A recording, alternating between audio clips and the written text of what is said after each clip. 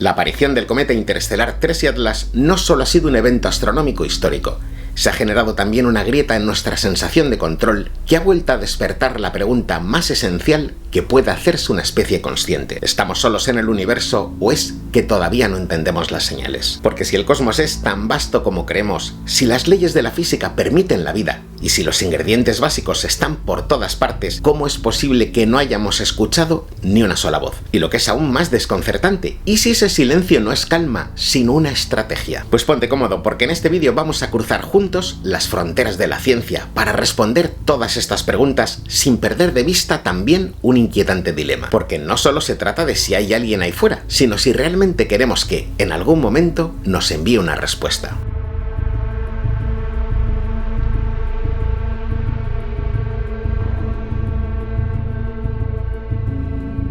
Desde que el ser humano levantó la mirada por primera vez al cielo, no lo hizo solo por curiosidad, sino por una necesidad mucho más profunda, la de no sentirse solo. Antes incluso de entender qué eran las estrellas, ya imaginábamos que ahí arriba habitaban dioses, espíritus o conciencias superiores. Cualquier cosa que nos salvara de una idea insoportable, que quizás solo estuviéramos nosotros sobre un escenario infinito. Por ejemplo, las primeras pinturas rupestres, los mitos antiguos, las religiones o los relatos de visitantes celestes. Todos son intentos diferentes de responder a esa pregunta que nos acompaña desde siempre. ¿Hay alguien más ahí fuera? Bueno, pues durante miles de años esa pregunta fue territorio exclusivo de la filosofía, de la magia y de la imaginación. Pero todo cambió cuando la ciencia empezó a darnos herramientas para medir el cielo, para pesar las estrellas y para contar los mundos. Y entonces, en 1950, en un sencillo restaurante de Nuevo México, un físico llamado Enrico Fermi lanzó una paradoja aparentemente inocente que hizo tambalear todos nuestros cálculos. Y no fue solo una ocurrencia brillante, era un golpe directo al corazón de nuestras suposiciones, porque por primera vez alguien se atrevía a decir en voz alta lo que todos pensaban,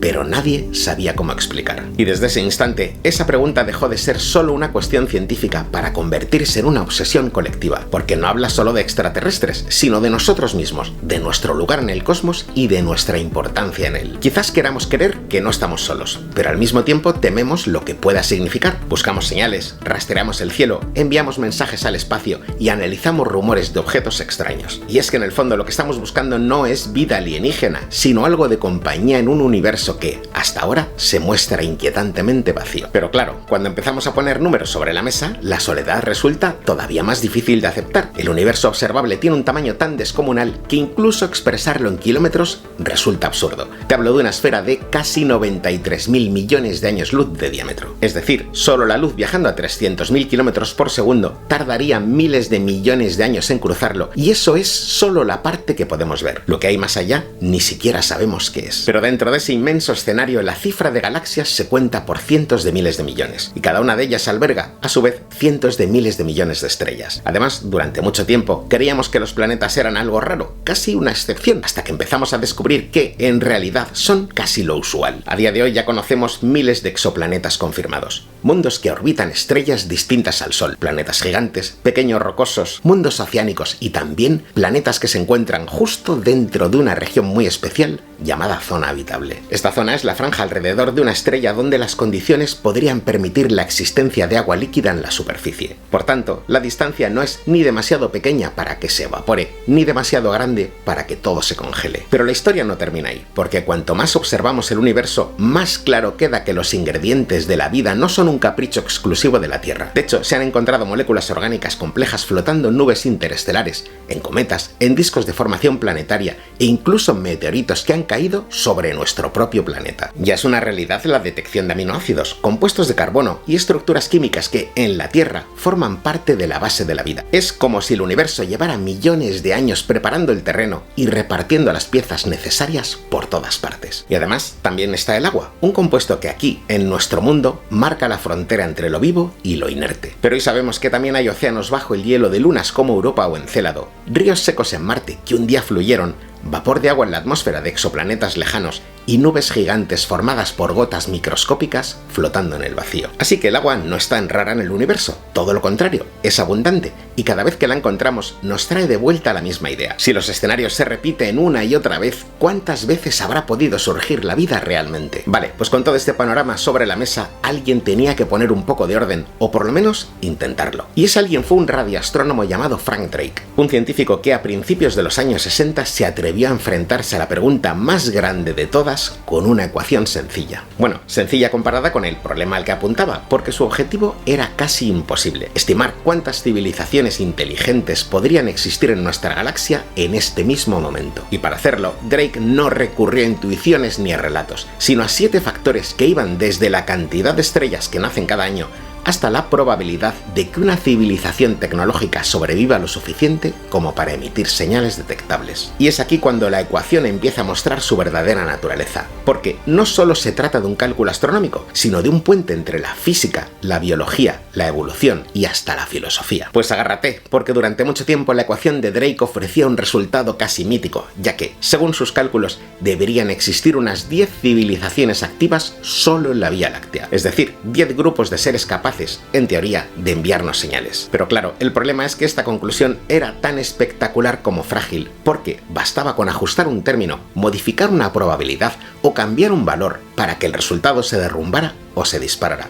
Por eso la ecuación es tan polémica. De hecho, para algunos es una herramienta brillante para organizar lo que todavía ignoramos, y para otros solo una ilusión matemática disfrazada de ciencia. Aún así, no podemos dejar de lado que con cada descubrimiento, como por ejemplo exoplanetas, zonas habitables, moléculas orgánicas o agua, estamos más cerca de afinar los resultados. Pero incluso si se afina la ecuación de Drake, ajustando cada término con los nuevos datos, seguimos tropezando con un muro invisible. Un muro que algunos científicos creen que podría tener un origen mucho más inquietante. Una hipótesis tan simple como brutal que fue propuesta para intentar explicar por qué, pese a todas las probabilidades a favor, seguimos sin ver a nadie más. Te cuento la idea. En algún punto del camino que lleva desde la química básica hasta una civilización capaz de comunicarse por el cosmos, existe un obstáculo casi insalvable. Es decir, un filtro que detiene a la mayoría de las civilizaciones, pero que nadie sabe en qué momento se aplica. Quizás el filtro se encuentra al principio, en los primeros pasos de la biología, en esa transición casi milagrosa en las que las moléculas se organizan, se replican y empiezan a evolucionar. Porque puede que la formación del ADN, la aparición de la célula eucariota o el salto hacia organismos complejos sea mucho más improbable de lo que pensamos.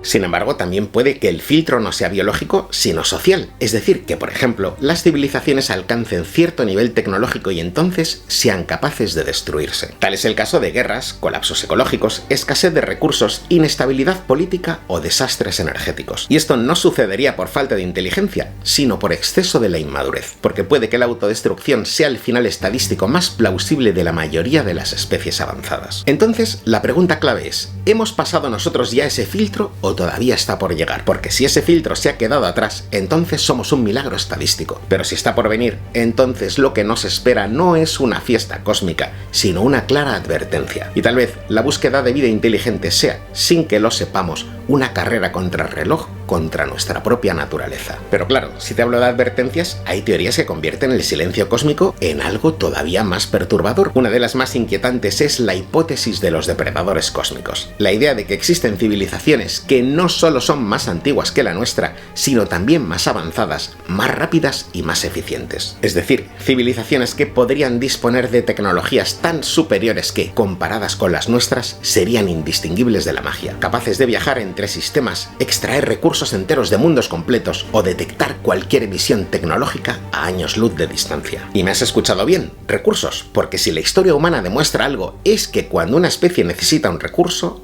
lo toma. Es pura evolución, expandirse, conquistar y consumir. Y ojo, no se trata de maldad, sino de supervivencia. De hecho, no es necesario mirar al cielo buscando ejemplos exóticos. El mejor modelo de un depredador cósmico somos nosotros mismos. Cada vez que una civilización humana tecnológicamente superior se ha encontrado con otra más vulnerable, la historia termina igual. conquista, explotación o desaparición. Pero además, si asumimos que existen civilizaciones peligrosas ahí fuera, entonces aparece una propuesta aún más inquietante, la hipótesis del zoológico. Una idea que surgió a mediados del siglo XX y que plantearon varios científicos, entre ellos John Ball, para explicar por qué el universo parece completamente callado, incluso si está lleno de vida. Y la propuesta no es nada trivial. Quizás no estamos solos, pero estamos siendo observados del mismo modo que nosotros observamos a los animales de una reserva. Es decir, desde fuera, sin intervenir y permitiendo que sigan su desarrollo natural. Por tanto, según esta hipótesis, la humanidad sería algo así como una especie protegida dentro de un experimento cósmico. Una civilización joven, inmadura y todavía impredecible que no debe ser perturbada antes de tiempo. Además, es como si existiera una norma o un código ético intergaláctico que obligase a las civilizaciones avanzadas a evitar cualquier contacto directo hasta que demostremos que estamos preparados. Y claro, aquí aparece una limitación muy importante. ¿Preparados según quién? ¿Y con qué criterio? Porque esta hipótesis requiere algo que parece poco probable, que miles o millones de especies repartidas por toda la galaxia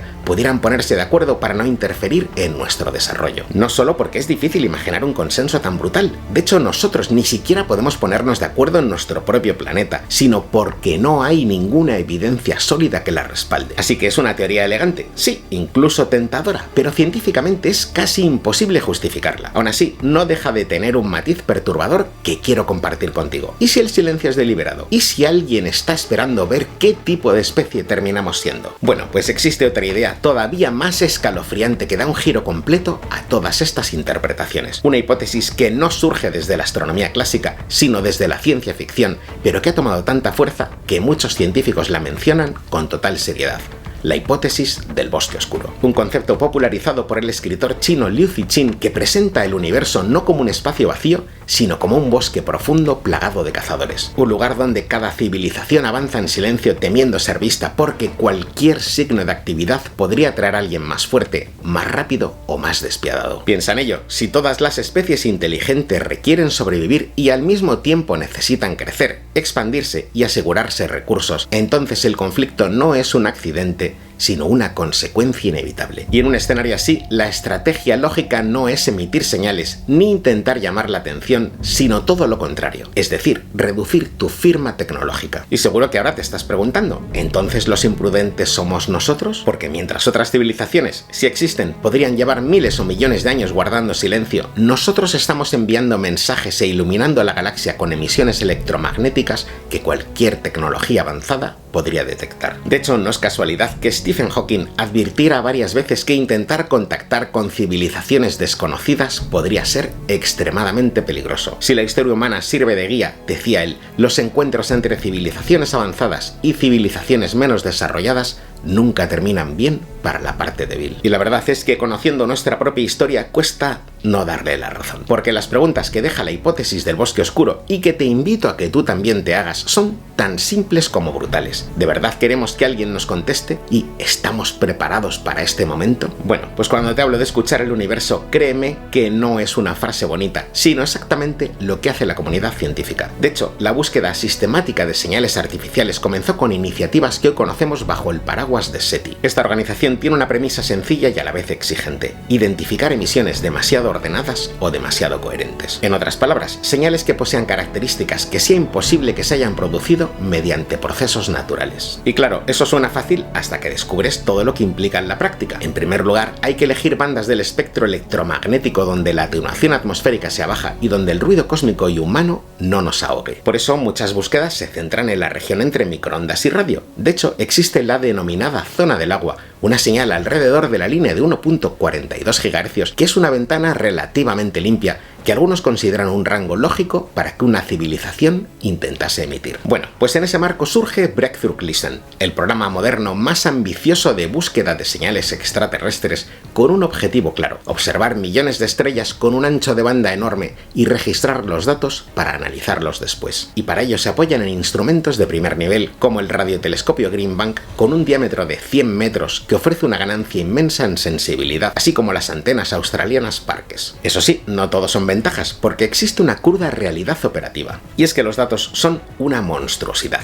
Además, la mayoría del tiempo lo que se obtiene es ruido instrumental, emisiones naturales y sobre todo interferencia terrestre. Por eso la comunidad ha ampliado la búsqueda más allá del análisis de mensajes en radio, emergiendo así en el campo de las tecnofirmas. Es decir, señales o huellas de actividad tecnológica que no poseen específicamente una intención comunicativa. Y aquí entran ideas tan locas como la detección de megaestructuras, por ejemplo esferas de Dyson, la identificación de gases industriales en atmósferas exoplanetarias o la búsqueda de emisión en microondas, también asociada a procesos industriales. Pero claro, para detectar tecnofirmas es necesario emplear telescopios muy diferentes, como observatorios en infrarrojo para buscar exceso térmico, espectrógrafos de alta resolución para analizar atmósferas y radiotelescopios para señales coherentes. Y por supuesto, cada técnica tiene su propio umbral de detectabilidad. Por eso los análisis cruzados y el empleo de la modelización mediante simulaciones ha cobrado tanta importancia. Bueno, pues ahora tómate un momento para reflexionar, porque incluso contando con todas estas herramientas no podemos obviar una posibilidad perturbadora, y es que quizás estemos buscando señales con criterios incorrectos. Ten en cuenta que mientras nuestras antenas se centran en radio y en óptica, la física moderna abre alternativas extremadamente plausibles para comunicaciones avanzadas. Por ejemplo, la comunicación cuántica, que se apoya en qubits y en entrelazamiento, que son propiedades que permiten correlaciones que no se manifiestan como ondas clásicas detectables de forma sencilla. Un qubit posee una naturaleza que impone límites, como el teorema de no clonación,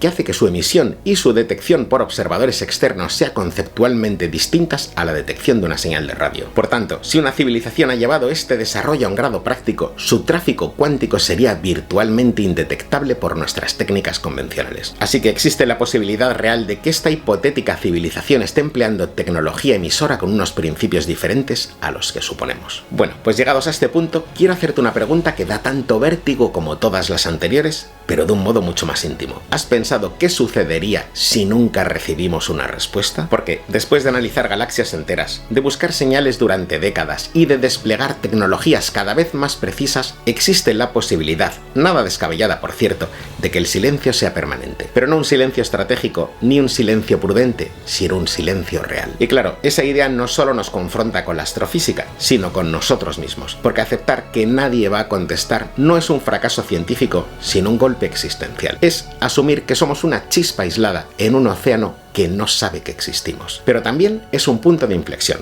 un espejo incómodo que nos obliga a mirar hacia adentro. Porque si no hay más voces ahí fuera, entonces la responsabilidad recae al completo sobre nosotros. Y quizás ahí está la clave, en usar el silencio para replantear nuestras prioridades. No como un castigo, sino como una señal de que lo único verdaderamente valioso que conocemos, la vida, es extremadamente frágil. Y además está concentrada, al menos por ahora, en un único diminuto punto azul del universo. Porque si la Tierra es, por el momento, el único refugio biológico confirmado en 93.000 millones de años luz, entonces descuidarla es el acto más irresponsable que pueda hacer la humanidad. Pero ojo, no te conformes, porque aceptar la ausencia de respuesta no significa renunciar a mirar hacia arriba. Y aquí entra en juego un sueño que lleva décadas impulsando ingenieros, astronautas y visionarios, la expansión más allá de la Tierra. Y esto no es un capricho tecnológico, sino un paso lógico de supervivencia, porque cada especie que ha prosperado en la historia de la vida ha tenido un rasgo en común: ha colonizado nuevos entornos y nosotros ya hemos empezado a intentarlo. Marte, por ejemplo, que durante años parecía solo un destino oxidado, hoy se ha convertido en el primer candidato natural para la primera colonia humana fuera de la Tierra. No será fácil, claro, porque nos enfrentamos a una atmósfera tenue, alta radiación y temperaturas extremas,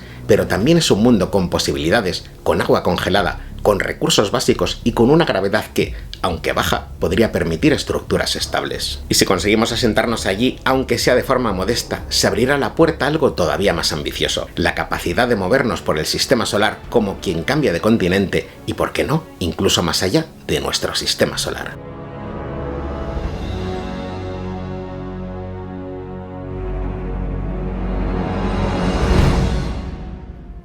En este vídeo te he dejado muchas preguntas para pensar, para generar curiosidad y para que puedas construir tu propia visión del tema. Pero no me resisto a dejarte una última reflexión. Puede que la mayor paradoja de todas no sea la de Fermi, sino la de nosotros mismos. Una especie capaz de imaginar viajes interestelares mientras todavía tropieza con problemas que ella misma provoca. Y eso nos coloca frente a un espejo brutal. Porque antes de preguntarnos qué podríamos encontrar ahí fuera, deberíamos preguntarnos qué encontrarían de nosotros. ¿Seríamos vistos como una promesa o como un riesgo? Al final todo se reduce a una decisión que no puede guiar ninguna ecuación ni ningún telescopio, la de qué tipo de civilización queremos ser cuando, por fin, levantemos la voz en la oscuridad. Porque si realmente aspiramos a que algún día alguien nos responda, más vale convertirnos primero en una especie digna de ser escuchada. Antes de irme me gustaría recomendarte dos vídeos que te van a encantar. Uno es la búsqueda de las primeras estrellas y el otro desvelando los secretos del fondo cósmico de microondas.